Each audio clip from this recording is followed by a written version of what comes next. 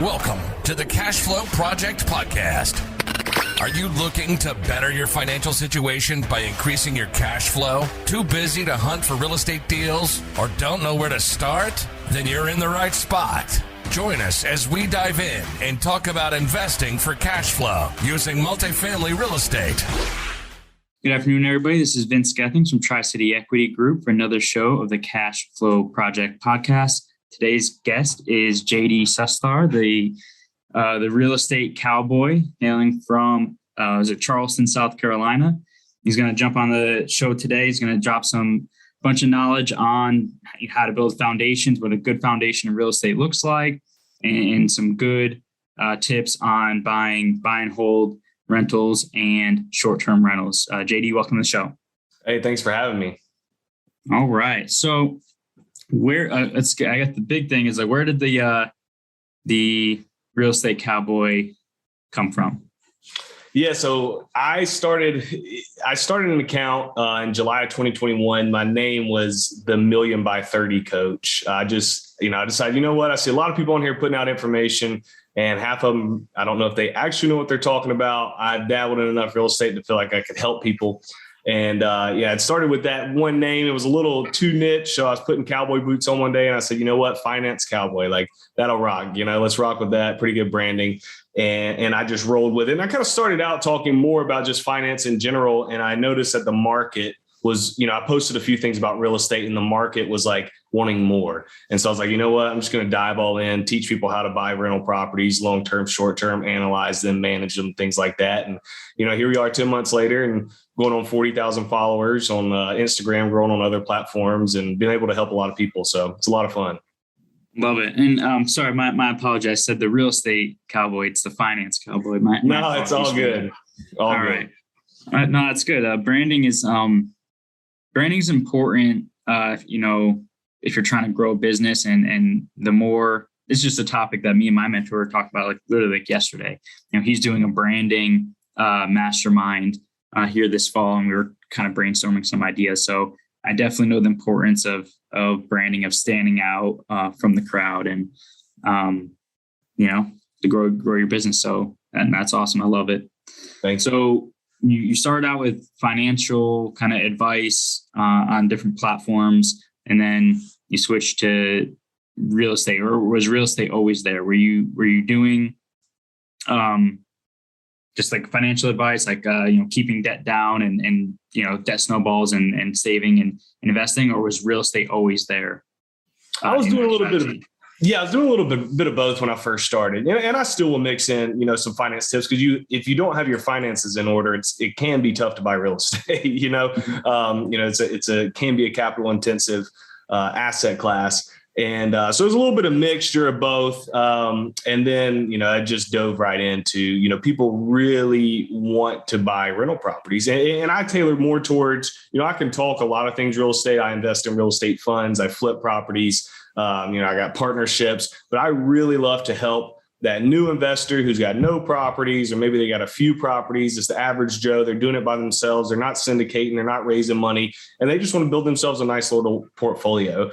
And so that's what I've really honed in on to try to help the average Joe like myself be able to grow a real estate portfolio. Why real estate, to build a portfolio, or as the foundation of portfolio? Why not, ETFs or something like that? Like, why did you zone in on real estate? When you look at the history of asset classes, I think it's pretty evident that real estate's the best one. I don't think there's much of an argument. Do people do well off of stocks and ETFs and mutual funds and index funds and 401ks? Yes, they do. But when we look over time, real estate has made more millionaires than any other asset class. And so I got this point in my life, in my career, where I got my finances in order. Now it was time to start investing. And everywhere I looked, all the successful people around me, my best friend, his mentor, other friends, my father-in-law, they have invested in real estate. And they're doing really well. And I said, I want to do that, and also I like a challenge, investing in stocks and 401k, that's great. And I think there's a place for it. I do that as well. but I love the challenge and the complexity and learning about real estate and, building relationships with lenders and realtors and property managers. It's fun for me. It's exhilarating. And so, when you mix that with the growth, the wealth growth that you can obtain, I went all in. Love it. So, the benefits and amazing, compounding effects of real estate, of what it can have for wealth preservation, wealth creation. When you're kind of doing wearing your Finance Cowboy hat and you're mentoring and kind of doing that coaching thing, what are some of how are you getting the people you're talking to over the limiting beliefs that they have? Because I hear a lot of people, I talk to people every day, and I always want to get into real estate. Oh, I want to buy a rental one day. And they have 1,000,001 excuses of why they can't do it. So what are some of the things that you've kind of created or some of the conversations or questions that you've gotten so people can get over those limiting beliefs? Yeah. And this sounds bad. Folks who come to me with, I'm going to do it one day. I'm going to do it one day. I don't want to say I push them to the side because that's not fair. I keep educating them, but I don't want to spend a lot of time with that because that's somebody who's making an excuse, so it's really hard to convince them. I think education over time is helpful for them, but I want those people who are like, they're ready to do it, but it's kind of like that fear is holding them back. Cause I had that fear. I don't know if you remember before your first deal, it's like, the unknown of what's going to happen after I close this property. Is it going to burn down? Are tenants going to pay? Are they going to tear the place up? And so I think that's step one, is like taking people from, fear can be good. You can use emotion to help you. But when it's holding you back, we have to set that emotion to the side and we got to look at logic. And what does logic say? Logic says there's more risk involved with you not investing. The future of yourself and your long-term success is riskier by you not investing in real estate than you investing in real estate.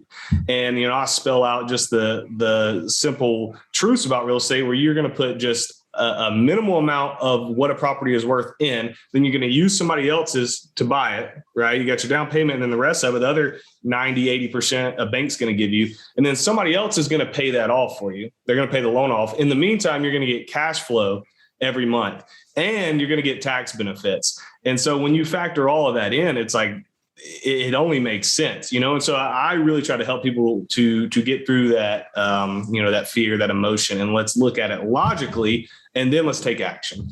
And then they do it and they thank me. And, they look back 5 years from now. It's like, wow, why didn't I do that sooner? I even say that to myself. Why didn't I do this sooner? Yeah.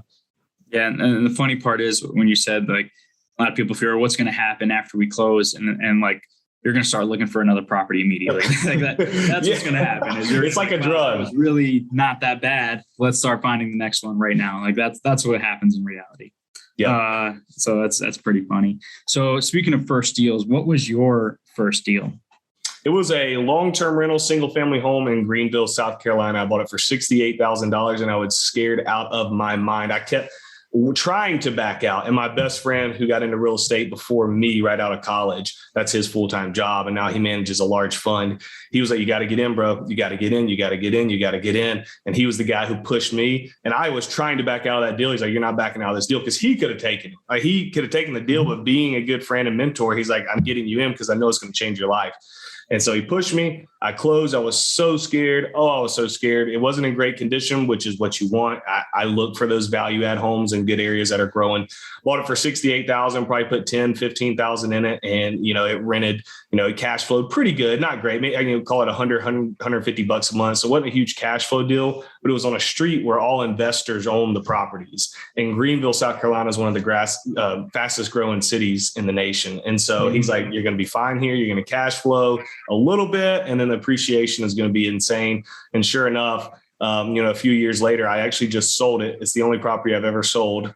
This year, I did no extra work, didn't have to get rid of a tenant, sold it to a wholesaler for double what I paid for it, and cashed out of it. And it was a good deal. It was a great way to get started. And like you said, as soon as I did that one, it was on to the races, dude. I scaled to 22 properties in 2.5, 3 years, and I'm always looking for more. Nice. So that was your first deal. It sounded like it went well. And it was crazy that like that wholesaler is probably going to finish fixing it up, and he'll probably double too. Yep. I just didn't want to do the work. I was like, hey, I can do it without having to kick the tenant out and put money in it and double. Yeah. Let's go, Yeah, no, that's awesome. So, that was your first deal. So fast forward, I guess, 3 years. So what was your last deal like? The last deal I bought was an Airbnb in Charleston County, South Carolina, on Seabrook Island. And so it's a gated community next to Kiowa Island. The house is less than half a mile from the ocean. It sits on a lagoon. I bought it for it. Like, the island's full of $1 million homes. And then there's just one street of these ugly octagon shaped houses that are 2 bed, 2 bath, like 900 square foot. And I bought 2 of them. I bought one back in 19 and one last year. And they rent very well. And, I took the method, buy the worst house on the best street, and it has appreciated since. I have it listed, and I got it under contract, literally signed the contract 5 minutes before me and you just got on. So I bought it for $285 last year, and I have it under contract for $460 right now. And so it was a very good buy. I planned on keeping it, but with the market as it is right now and appreciation, when you can net, 175 or so in a year time span and take that and invest in another place, I had to take advantage of that. So yeah, absolutely. Take some chips off the table and then go buy something else. Go buy something bigger. Yeah. All right. So what are some of the, obstacles you faced between that first one and last one? I think the biggest obstacle is how do I find capital to keep getting deals done? And there's a lot of ways that you can do that.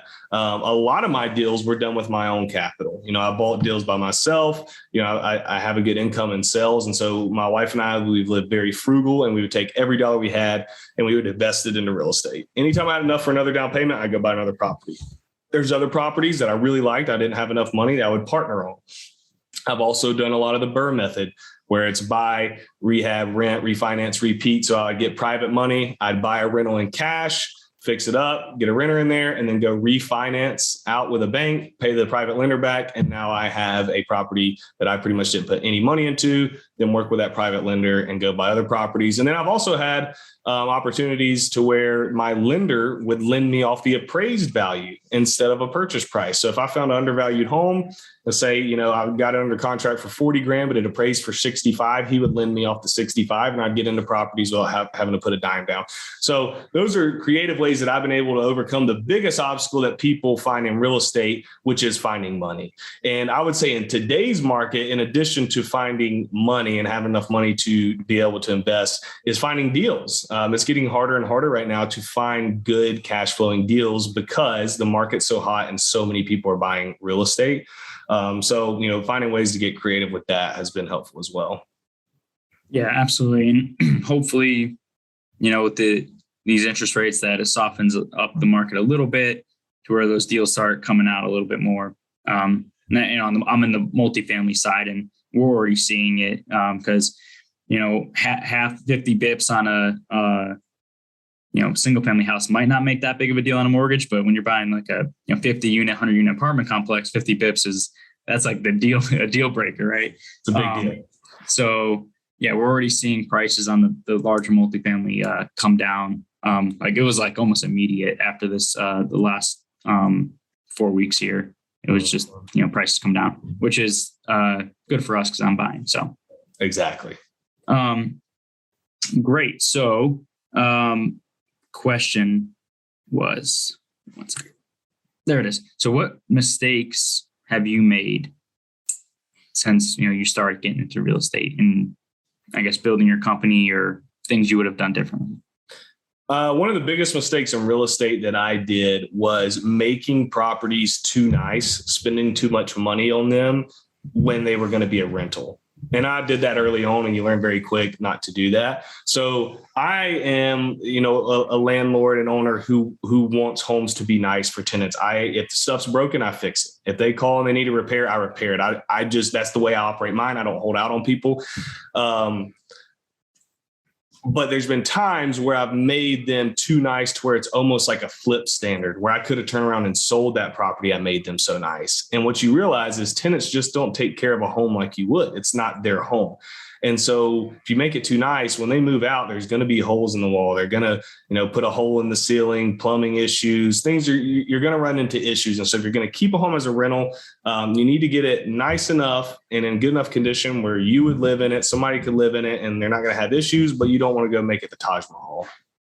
Yeah, absolutely. And I did the exact same thing on my first, my first rental was a 4-unit in Michigan here. And same thing. I made it way too nice. I over renovated, and sure, I got, the best rents on the street, but when I went to go sell it, I had to go back and fix a bunch of stuff. And that I just, replaced 2 or 3 years ago. So yep, it's kind of a lesson that you learn. Hopefully you learn it very early on. There's a bunch of books out there that tell you exactly like, don't do that. And don't do that. Right. So you make that mistake once and then you don't make it again, Yeah, absolutely. So early on, we were talking about building a foundation, like what a good foundation looks like for somebody that is, either building a multifaceted or diversified portfolio. Like, where does real estate fit into that? So what is your, opinion of what a good foundation looks like for somebody that has, maybe they have a 401k or whatever, or they have some kind of stock brokerage account, but they want to get into real estate and kind of have that solid foundation? Mm-hmm. So I'm a fan of getting rid of, if you have consumer debt, I don't like it. Some folks, want to invest while paying off debt. I'm not going to tell you can't do that. But most of the time, if you ask me, I love getting rid of bad debt. So talking credit cards or student loans. I don't even love vehicle loans. I know they're low interest. That's just me personally. So I'm not saying everybody has to do that, but get rid of that high interest bad debt. Get your finances in order. Make sure your family's taken care of. Have an emergency fund. And then once you have that, it's time to go all in. And so when I look and me and you would probably disagree on this, which is A-okay, because I'm not strict on saying this, but it's what worked for me. And when people ask me, when I'm talking to the average investor, I really like, as a foundation for rental properties for the average guy, I really love single family home long-term rentals. And there's nothing wrong with multifamily whatsoever. I love multifamily. I have mobile homes. So I have an array of different products within my portfolio. When I was starting out, I really built that foundation with those long-term rentals, single family homes. And I like them because they're easy to get into, because banks like to lend to them. Okay. So your mortgage rates are going to be, decently low. You can get them on a conventional loan instead of having to do a commercial loan. As far as managing tenants, you're going to essentially deal with one tenant, one family. And so I think it's a little easier to get started. A lot of times you can potentially run into more stable tenants, because think about the folks who want to rent a home out compared to who want to rent an apartment room out, or maybe even, a duplex out. And then when you go to exit, I feel like the exit strategy of a single family home is you have more people to sell it to. So a lot of times when you sell a multifamily home, or multifamily, you're going to sell to another investor. Not to say that a retail buyer wouldn't buy one, but I would say the majority of retail buyers are looking for homes to buy. So if you need to liquidate a property, quick as a new investor, I feel like it's easy to do that with the single family home, because not only can you sell that to an investor, but you can also sell it to just the average home buyer. And so I think it's just a good, safe way to lay the foundation. It's what works for me. And then once you kind of get your feet wet, then expound upon that, add those mobile homes that cash flow, add the multifamily, add the short-term rentals, and go from there. And, again, I'm not a one-size-fits-all guy. Real estate it can change per deal. I hear some people on social media, they talk, I only look for cash flow. It's got to cash flow this much. And I'm like, you're really pigeonholing yourself if you're saying that. I don't really think you're telling the truth, because there's been deals where I've bought strictly on cash flow. Then there's been deals where it breaks even, but the appreciation, like I told you, my first deal was I knew it was going to be there. So. Yep. I love it. There's 1,000 ways to skin this cat, but for me, the biggest thing is just get in, get in wherever you can, stop, get on the sidelines. If a single family is, the first door that you're going to get into, go for it. And then you'll get in there, you'll figure out what you like doing, what you don't like doing, and then readjust your goals and go from there. Maybe it's more single families, maybe it's short-term rentals. But if you don't get in and do that first one, have that experience, you won't know where your, personality or strengths lie in this space. 'Cause I know a lot of people that they like you with short-term rentals. They had a good small portfolio of small multifamily, and they just transitioned completely to single family luxury short-term rentals. That's what they liked. That was their passion. Still making a ton of money, but that's what they gravitate to. But they wouldn't have known that unless they got in with the first stuff, right? The other, duplexes and stuff like that, to realize that, like, yes, it's great, but not what I want to do in this space. So I guess my biggest thing is just get in. You get in anywhere you can. Exactly. Great. Well, that is mainly the bulk of the show here. We're going to transition over to the fire round. Before we do that, do you have any last bit of tips or advice for our guests? Like you said, just start. And I've been on this kick lately. I made a post about it on social media today. I was talking about this on another podcast. My one piece of advice, a motto that really changed my life that you can apply to anything, is pay now, play later. So if there's things that are holding you back from making good decisions now that are going to give you better products down the road, change that. Only focus on things that are going to give you what you want your life to look like down the road, and stop wasting time on things that don't matter. Love it. Got it. I have one that's like that too on mine. It's where is it? Oh, great. Yeah, right here. I don't know where this came from, but I got it on my vision board over here. I'm reading. So it says, grind while they rest, study when they party, and you'll live like they dream. I love it. So I don't know where that came from. I think it was Grant Cardone book. I don't know. So fire around here. So same questions we ask all of our guests. So I don't know if you reviewed them or not, but hopefully you didn't. And it's the first thing that comes to mind. So ready? I'm ready. What is the first book that you recommend other than Rich Dad Poor Dad? Oh, man. The One-Page Marketing Plan. And this is outside of the real estate realm. If you want me to talk about real estate, I can give you another book for that. Do you got it right there? Boom. Right. Love it. I love it. It is it's fantastic. You should go read it if you want to learn how to market and sell to people in this new age. Good advice. All right. What is your superpower? Building relationships really fast with people. Okay. That can be very beneficial, especially when you're trying to, get some OPM to keep doing deals. Yep. Yeah. So it's good. This is going to be a show of bumper sticker slogan. So was it your network is your net worth right there. Yep. So that's a very good superpower to have. Yep. All right. So what is the biggest lesson you've learned over your career? The biggest lesson that I've learned is I came from the athletic world. And when I got into the working world, I realized most people are very complacent, and it is very easy to succeed if you just go the extra mile. Most people are being lazy. They're doing what they need to do day in and day out, and that's it. So if you put in the work, you prepare, and you have the discipline, you are going to dominate whatever you want to do. And you're going to make a lot of money. Yeah, absolutely. And you said the word right there, discipline. I'm going to be giving a presentation here next month in July, and I'm putting it together. So you sit down and kind of brainstorm what's my message about, and what are the biggest traits. And I think discipline and focus and persistence in this industry is like, you don't have to be the smartest at all. Mm-hmm. But if you're disciplined and you're persistent, you're going to crush it. Yep. And that's pretty much the common theme that I've seen around all my peers that are super successful.